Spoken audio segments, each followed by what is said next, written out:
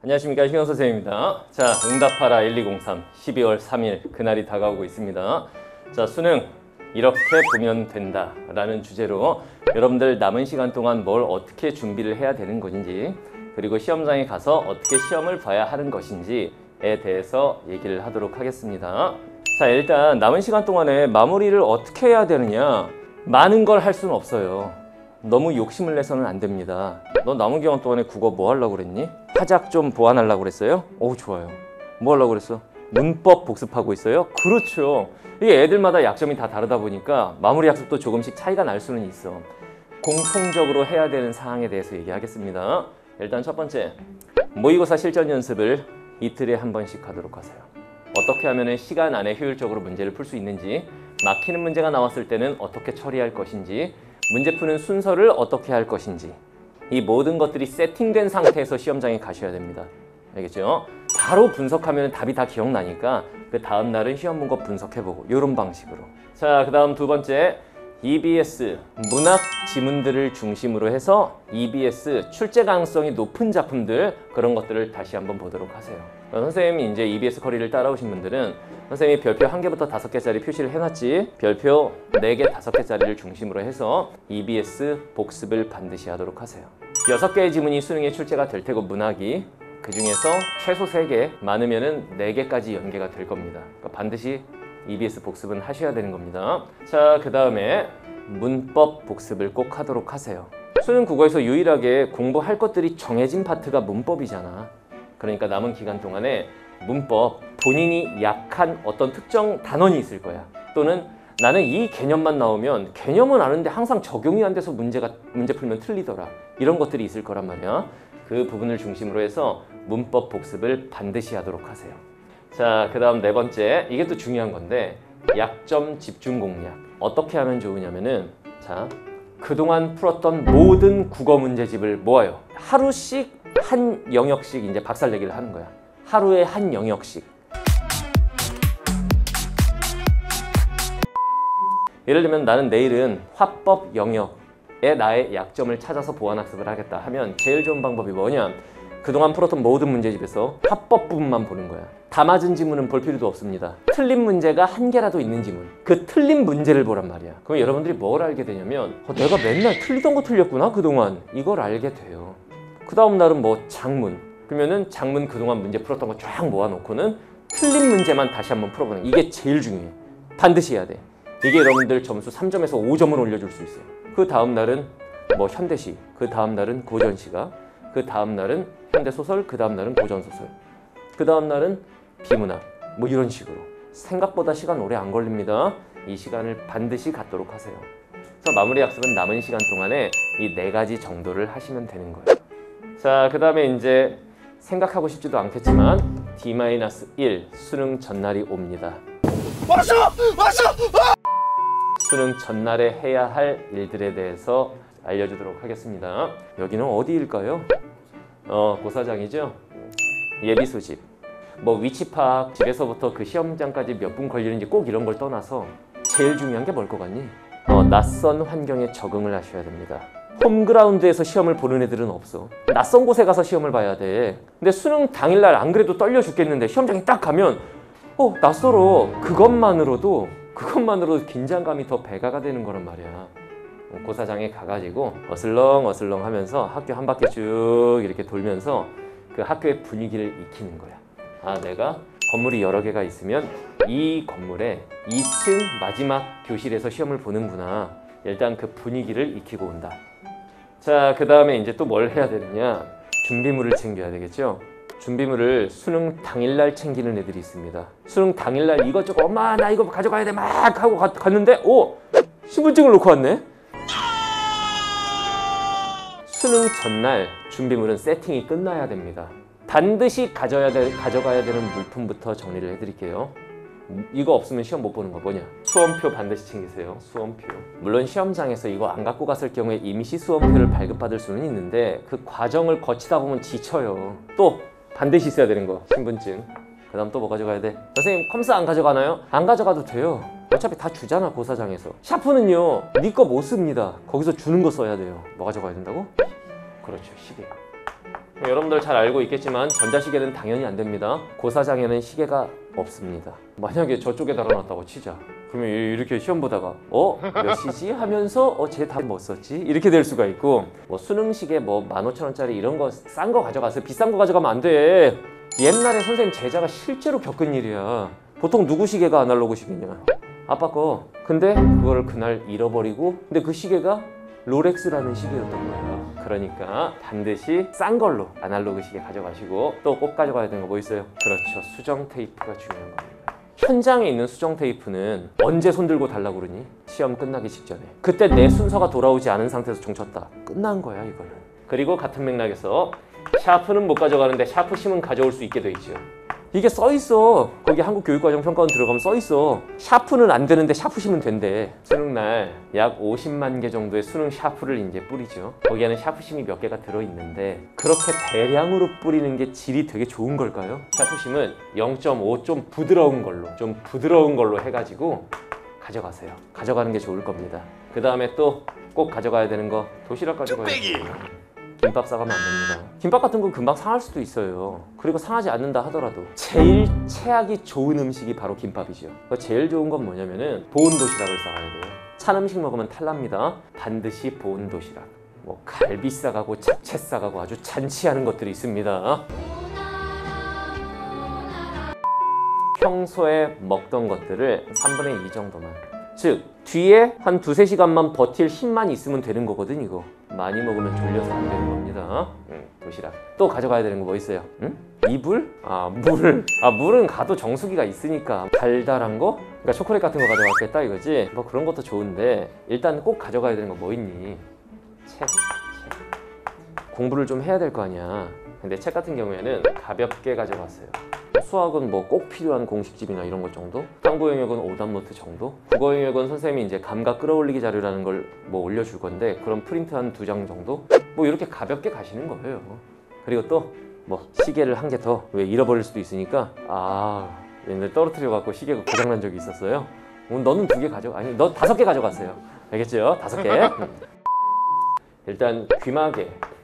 선생님 추우니까요. 그거 귀마개 아닙니다. 그거 있잖아, 이어플러그. 주변에 소리가 신경 쓰이는 친구들은 이어플러그 조심할 게 있습니다. 반드시 허락을 받고 사용해야 됩니다. 이거 허락도 안 받고 끼고 있으면 부정행위에 해당해요. 그거 매 교시마다 선생님들이 다르기 때문에 매 교시마다 허락받아야 돼. 또 휴지는 가면 다 있어. 너 휴지 5개 가져가.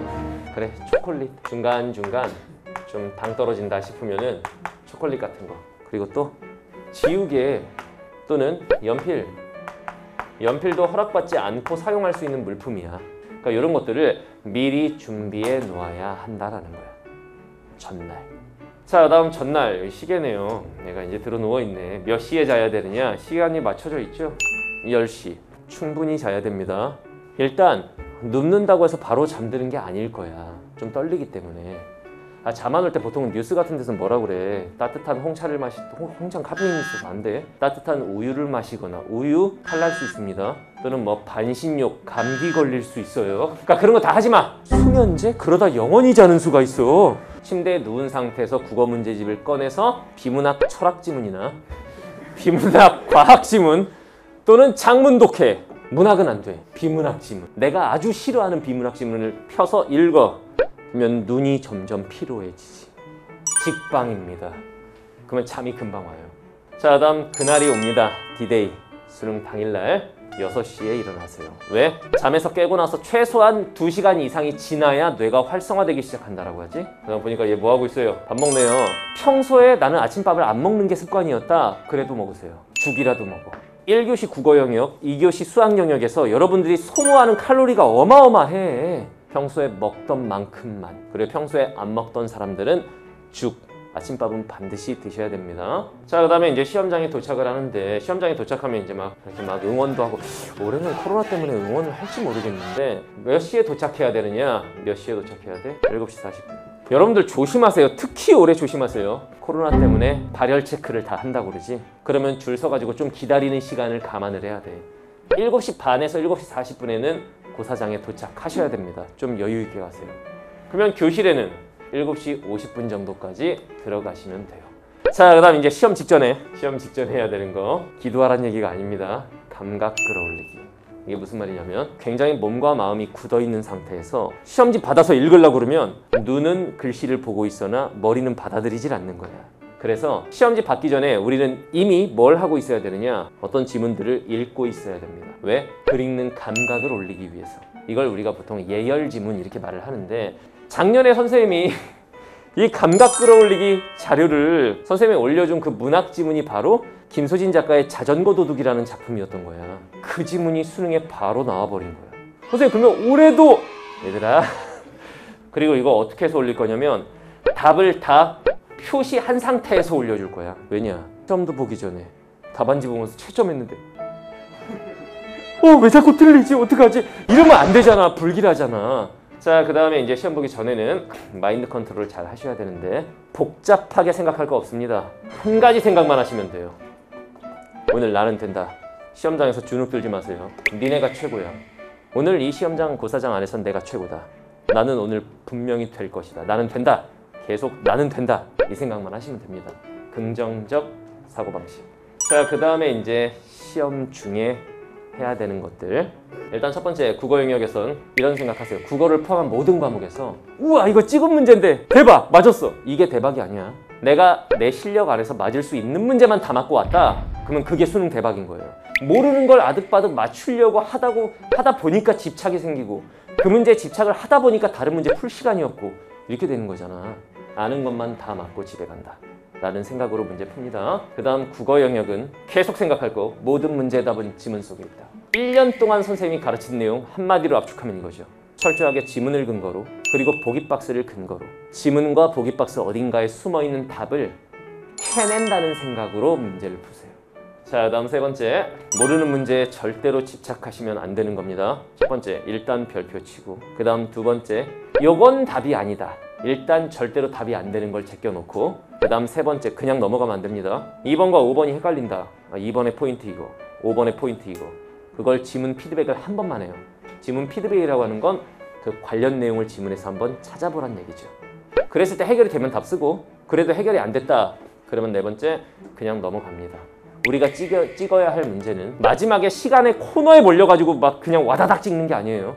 그런 문제들. 시간이 남아서 다시 와서 검토할 시간이 있는 게 가장 이상적인데, 정시간이 없으면 둘 중에 하나 냅다 쓰는 거야 그냥. 그래도 답 맞을 확률은 50%는 되잖아. 이렇게 시험 보도록 합니다. 자, 그다음 네 번째, 이게 뭐야? 가채점표. 정답을 적어올 것이냐.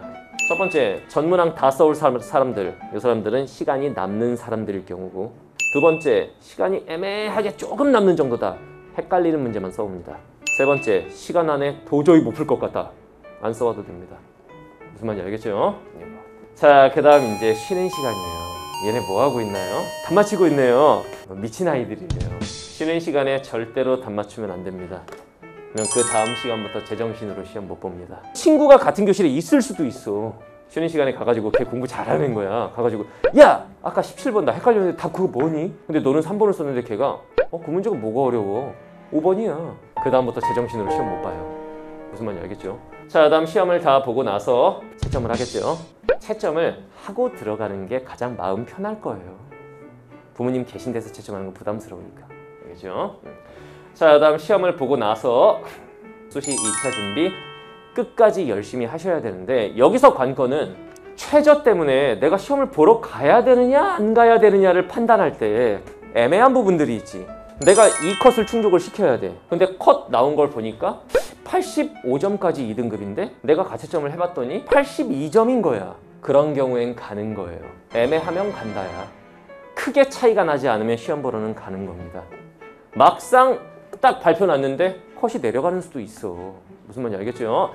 그 다음부터는 이제 여러분들 즐기시면 되겠습니다. 마음 편하게 즐기려면은 시험을 잘 못 봤다 하더라도 결과가 나와봐야 할 것 같아. 뭐 그냥 나쁘진 않은 것 같아. 요 정도. 그러면은 용돈도 잘 받을 수 있고 즐길 수도 있어요. 무슨 말인지 알겠죠? 이렇게 마무리하시면 되겠습니다. 선생님 마지막으로 여러분들에게 해주고 싶은 얘기는 이거예요. 올해 여러분들 정말 코로나 때문에 공부하기 힘들었을 텐데 그런 과정을 다 이기고 여러분들 여기까지 온 거란 말이야. 자신감 있게 시험을 보면은 분명히 여러분들은 수능 날 너는 된다. 너는 분명히 될 겁니다. 알겠죠? 남은 시간 마무리 잘 하고 시험장에 가서 최선을 다해서 뭐 최고의 결과를 얻어올 필요 없습니다. 최선을 다해서 시험을 보고 오시면 되는 거예요. 알겠죠? 여러분들의 수험 생활이 해피엔딩으로 끝날 수 있도록 선생님도 끝까지 응원하겠습니다. 원래 매년 선생님이 수능 전날 108배를 하면서 내 몸을 좀 혹사시키면서 기도를 해야 뭔가 좀 마음이 편하더라고. 절에 가서 108배도 하고 그러는데 올해 코로나 때문에 갈 수 있을지 모르겠어. 그런데 혹시 갈 수 있게 되면은 가서 열심히 응원할 거고, 아니면 집에서라도 108배 하겠습니다. 108배 하면서 우리 제자들 시험 잘 볼 수 있도록 마음으로 끝까지 응원하도록 하겠습니다. 여러분들 시험장에 가서 실력 발휘 잘 하고 오세요. 알겠죠? 파이팅!